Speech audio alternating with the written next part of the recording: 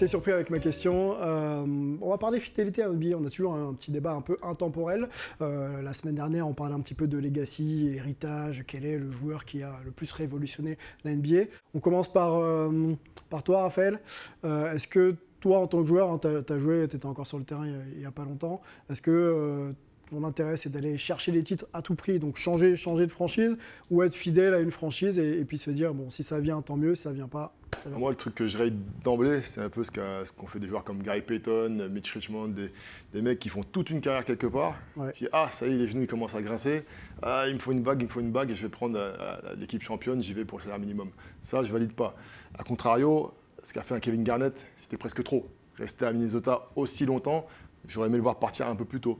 Et donc, pour moi, le juste milieu, si on oublie la fin de carrière, c'est Shaq. Shaq qui a lancé un truc à Orlando, qui a quand même donné des bonnes saisons. Après, qui part à Los Angeles, pareil, qui donne des bonnes saisons.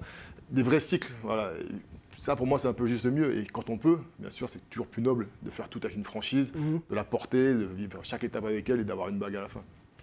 On se remet dans le contexte Kevin Durant, vous vous souvenez, l'ancien joueur d'OKC qui est passé par les Warriors et qui explique donc dans l'émission All the Smoke pourquoi il a fait ce choix-là. The Warriors were so intriguing because with OKC, I play with a lot of athletes. I didn't play with a lot of skill guys, not like shooters, ball handlers. So after a while, my game started to grow. I was like, I need a change. This is before the season even started. I was tired of playing in that system. I was tired of having to be the only guy that can make threes, make jump shots, and consistently make them. So my mind was already thinking about how can I develop my game more so than the Warriors versus Thunder, that rivalry. Even if that was a rivalry, I didn't give a fuck. I just wanted to keep developing my game. Me going there and playing for them, it didn't matter if we'd have won or lost the series. I wanted to play there and live in the Bay. Melvin, tu as eu la chance de croiser Kevin Durant quand il était du côté de San Francisco. On vient de l'entendre. Est-ce que quelques années après, on comprend un peu sa prise de position quand il dit que, quoi qu'il arrive, il voulait de toute façon quitter OKC pour faire évoluer son jeu et être dans une dimension peut-être un peu plus collective du basket?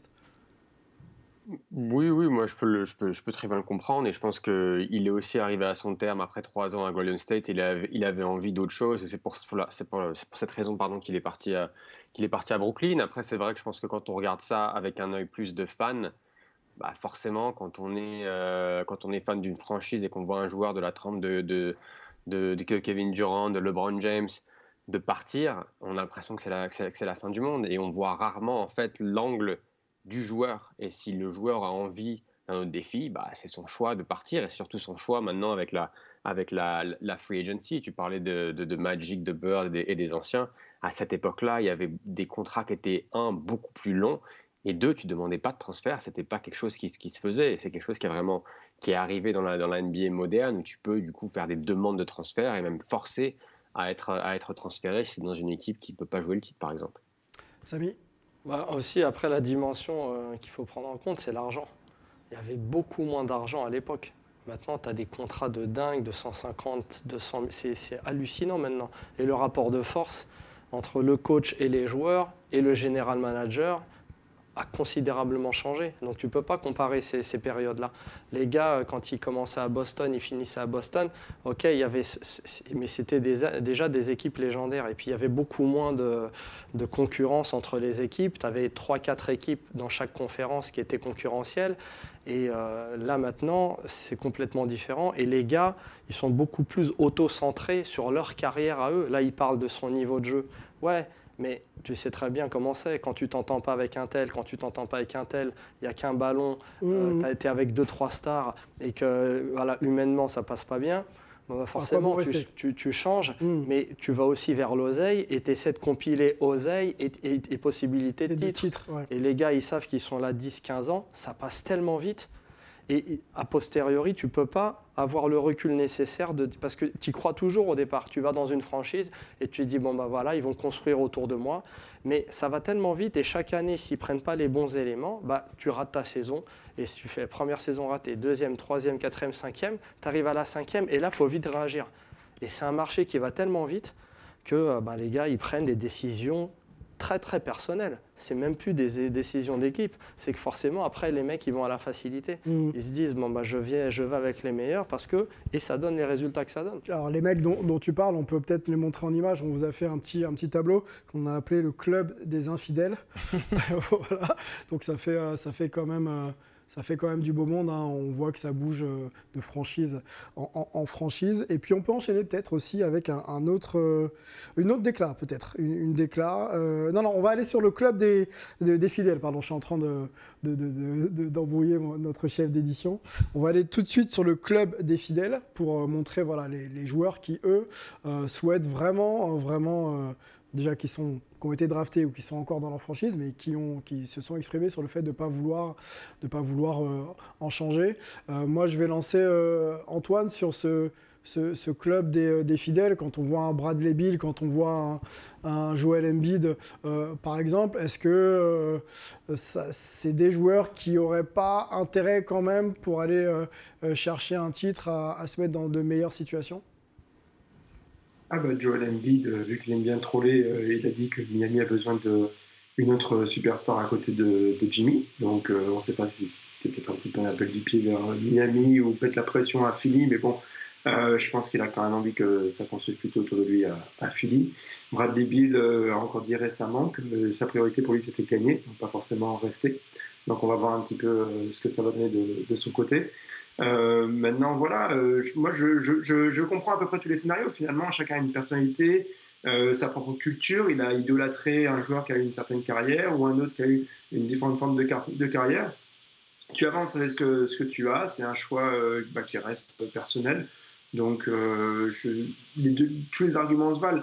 Là, quand même, le sentiment autour d'un Damian Lillard qu'on a à l'écran, c'est qu'il est un petit peu dans une position de Kevin Garnett, que mentionnait Samy plus avant. C'est qu'il reste un petit peu trop longtemps dans une franchise où là, on ne les voit vraiment pas jouer le titre. Donc, est-ce que, vu son âge, vu ses capacités, vu son talent, il aurait peut-être intérêt à avoir un grand rôle? En plus, c'est vraiment pas juste aller chasser une bague, c'est aller dans une équipe où, parce qu'il est là, ils peuvent gagner une bague. Un autre carton à vous présenter, une franchise pour la vie. On l'a nommé comme ça. On a Dirk Nowitzki qui fait 21 saisons du côté de Dallas. On a Kobe, le regretté Kobe qui fait 20 saisons du côté des Lakers. 19 pour John Stockton à Utah. 19 aussi pour Tim Duncan du côté des Spurs. Et 18 saisons pour Reggie Miller, le shooter des Indiana Pacers. Donc voilà, on est dans une autre ère avec des joueurs qui font quand même... Ils sont rares, hein.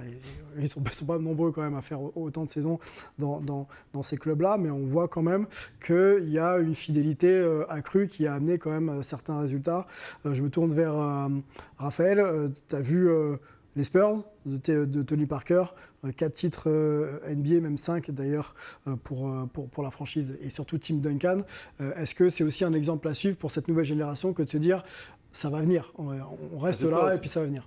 Ce que j'allais dire aussi, la différence, c'est que là, on parle de franchises qui ont tout mis en œuvre pour faciliter l'accession à la bague pour leurs joueurs, ce qui n'est pas toujours le cas pour un Dame Lillard, par exemple, qui déjà de par le marché en lui-même, qui est compliqué, du fait qu'à la draft, c'est quand même pas le même nez que les San Antonio Spurs. Et puis tout à l'heure, on voyait les infidèles. Fidèle, Russell Westbrook, c'est plus ce mec qu'on a plaqué à chaque fois. Parce que quand on regarde, il a été échangé. Pareil, il n'a pas eu le choix, c'est sa destinée. Donc c'est ça aussi, il faut mettre aussi les choses en ordre. Voilà, Kevin Durant, ce qu'on lui reproche, c'est pas d'être parti, c'est d'être parti vers la facilité. S'il était parti aux Clippers ou directement à Brooklyn à l'époque, personne ne lui en aurait voulu. On était même d'accord avec lui et heureux pour lui. Moi, ce qui m'a dérangé, j'adore Kevin Durant, pardon, j'ai jamais pu l'encourager aux Warriors parce que pour moi, c'était de la triche. On rejoint une équipe qui a gagné 73 matchs. Même à la console, je n'ose pas faire ça. Même quand je joue à NBA 2K, si je prends Kevin Garnett aux Warriors, je me dis non, j'ai triché, j'ai pas été cool. C'est pas juste. Raphaël, les Warriors, j'ai l'impression que c'est pas ton équipe. Ah non, j'adore les Warriors. Maintenant, là, honnêtement, moi, ma volonté, c'est qu'ils gagnent en 7 matchs. Et que Steph Curry soit MVP. Parce que c'est vrai que ça lui manque, il s'est fait un peu voler le premier titre de MVP. On va en parler après. Là. J'aimerais voir ça. Donc non, j'adore leur système, etc. Maintenant, quand on a incorporé Kevin Durant là-dedans, pour moi, on a biaisé le truc et ça m'a dérangé, honnêtement. Dernier carton, la saison de trop ou les saisons de trop. On a voulu vous montrer 3 profils. Tony Parker, 17 saisons du côté des Spurs et une saison du côté de Charlotte. Dwayne Wade, 15 saisons au Heat, une saison aux Bulls et une saison aux Cavs. Et Jordan, donc 13 saisons aux Bulls et 2 saisons aux Wizards. On aurait pu en mettre d'autres. Je me tourne vers vers Melvin. Est-ce que tu es d'accord avec ce titre du carton? Est-ce que ces 3 joueurs ont fait là où les saisons de trop? Alors, je mettrais Tony Parker et Dwayne Wade dans la même catégorie. Par contre, je mettrais Michael Jordan à part parce qu'il est vraiment revenu après et avec une volonté de vouloir passer un peu plus du côté du management des Wizards. Mais c'est vrai que pour Tony, je pense que même pour lui, et je pense que pour tous les Français, ça nous a fait mal de le voir sous le maillot de Hornets pour faire une saison et après prendre sa retraite derrière. Pareil avec Dwayne Wade, je pense qu'il y a eu des problèmes avec Pat Riley et avec surtout un aspect financier, de ne pas pouvoir avoir le contrat qu'il désirait. Et du coup, il est parti à Chicago parce que c'était sa ville natale, mais bon, sans faire une super saison. Pareil à Cleveland, et on le voit après, il est revenu à Miami pour prendre sa retraite. Donc, je ne sais pas si c'est si c'est des saisons de trop ou si c'est aussi accepter le fait que tu n'es plus cette star ou cette légende.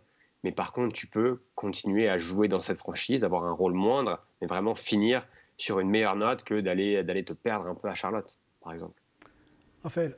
Pour moi, c'est ce qu'il y a eu en commun aussi entre ces 2 joueurs, D-Wade ou Tony Parker, un manque de tact de la franchise. Pour moi, quand on a autant donné, on ne peut pas refuser un contrat, parce que ce n'était pas les contrats à Kobe qui demandaient les 2 joueurs. C'était des contrats corrects, en rapport avec leur statut. Et quand on a donné autant à une franchise, pour moi, il y a un manque de tact de la part de Miami et de la part des Spurs. Ouais, c'est souvent comme ça en fait, c'est que les gars ne voient pas les sacrifices que les joueurs font et l'histoire qu'ils écrivent. Business, quoi. Ça reste un business malgré tout, même en fin de carrière, malgré tout ce que tu as pu donner pour ta franchise. Non, c'est que après c'est surtout, on ne le dit pas assez, mais il y a une super hypocrisie vis-à-vis de certaines équipes et du management de l'équipe sur les joueurs. Parce que c'était Jordan qui disait ça dans Last Dance. Il disait qui va sur le terrain avec la grippe, qui fait ses trucs. C'est pas Jerry Krause, c'est pas Jerry Krause, c'est les joueurs. Sauf que c'est qu'à un moment, les présidents, ils sont dans du business, ils sont dans du management, ils s'en foutent des états d'âme. Donc, et c'est le problème.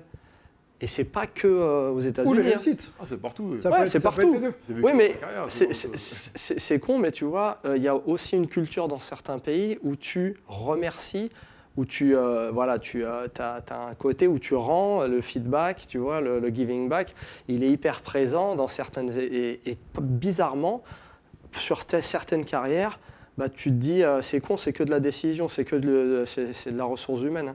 Les gars décident de laisser partir alors qu'ils peuvent, comme il disait Raph, tu peux leur donner $1 million pour eux, c'est rien du tout, ou $500 000 en plus, et les gars, ils finissent à la maison et tout le monde est content. Juste pour conclure, du coup, est-ce qu'on a bien compris que les joueurs n'ont pas forcément leur destin entre leurs mains, mais sur notre question de la fidélité pour avoir une légende tout en haut ou briller, est-ce qu'il vaut mieux pas justement rester dans sa carrière, dans sa franchise et avoir justement une carrière reconnue, ou alors d'aller de franchise en franchise pour aller gagner un titre? Si on a l'opportunité de le faire. Ça a plus de saveur quand même de rester dans sa franchise. Dirk Nowitzki, ça en vaut 2 ou 3. Okay. Quand LeBron il rentre à la maison, qu'il gagne son titre, pour moi ça a plus de valeur que ses titres à Miami. Bon, mais ça après, c'est ce qui est intéressant, c'est que c'est des histoires exceptionnelles. Et ça, tu peux le voir qu'a posteriori. Tu ne sais pas au départ comment ça va passer. Il faut savoir qu'après, ça reste du business. C'est du sport, mais c'est aussi du business. Donc les gars, ils doivent être bons sur le terrain, mais ils doivent manager aussi leur carrière. Et donc il y a un moment, ça va vite. Un moment. Attends, avec Isaiah Thomas à Boston. Oui. Le mec, il performe et puis ensuite. Il se sacrifie, se blesse pour la franchise. Et derrière, l'année d'après, il est blessé. Salut, transféré. Et là, il a joué, il y a eu un décès. Le business de la NBA est difficile pour les joueurs et les franchises. C'est le sport en général. Des notions de décision très rapides. C'est tout le temps comme ça. Et à tous les niveaux. Tu regardes en France, exactement la même chose. Donc, je pense que c'est pas que ce soit un truc. C'est pas une question de fidélité, infidélité. C'est pas ça. C'est qu'en fait, poser ce débat comme ça, c'est être assez naïf. C'est que il n'y a pas de question de fidélité, d'infidélité. C'est que les gars, ils sont là. D'opportunité. C'est ça.